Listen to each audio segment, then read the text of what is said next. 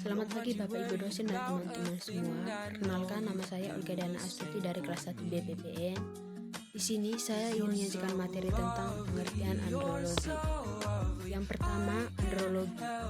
Andrologi atau dari bahasa Yunani, andros yang berarti laki-laki dan logia adalah spesialisasi medis yang berhubungan dengan kesehatan pria, secara khusus pada masalah-masalah yang berhubungan dengan sistem reproduksi dan sistem urin pria. Selanjutnya, pandangan umum. Pandangan umum adalah dokter spesialis bidanan dan kandungan. Demikian juga dengan permasalahan pria yang ditangani oleh dokter spesialis andrologi. Seperti halnya pada ilmu bidanan dan kandungan yang khusus menangani permasalahan pada wanita. Spesialis kedokteran yang menangani hal tersebut. Selanjutnya, cakupan andrologi. Yang pertama, laki-laki pada usia balita dan anak-anak. Yang kedua, laki-laki pada usia remaja dan dewasa muda. Yang ketiga, laki-laki pada masa perkawinan dan reproduksi. Yang keempat, laki-laki pada usia tua. Yang kelima, keluarga berencana pria. Selanjutnya, organ reproduksi pria. Yang pertama, testis. Yang kedua, epididymis. Yang ketiga, vas deferens. Yang keempat, vesicula seminalis. Yang kelima, kelenjar prostat.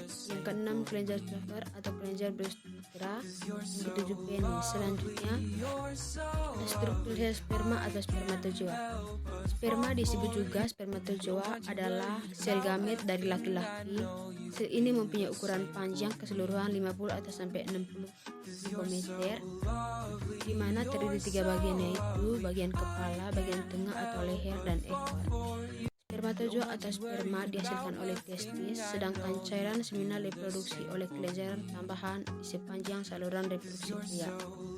Ukuran spermatozoanya yang normal sekitar 20 juta. Spermatozoa terletak berdekatan dengan membran basalis, tubulus seminiferus. Sperma dewasa terdiri dari 3 bagian, yaitu bagian kepala, bagian tengah, dan ekor. Pada sperma mengandung nukleus. Bagian ujung kepala ini mengandung akrosom yang menghasilkan enzim yang berfungsi untuk menembus lapisan sel telur pada pulverisasi. Bagian tengah sperma mengandung mitokondria yang menghasilkan ATP sebagai sumber energi untuk mengarahkan sperma. Ekor sperma berfungsi sebagai alat gerak.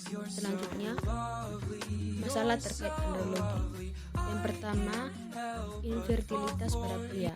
Bisa terjadi ketika pria tidak bisa menghasilkan sperma atau jumlah yang cukup. Sperma berkualitas baik atau tidak bisa menghasilkan sperma sama sekali. Yang kedua, masalah seksual pada pria. Masalah seksual pada pria adalah gangguan ejakulasi,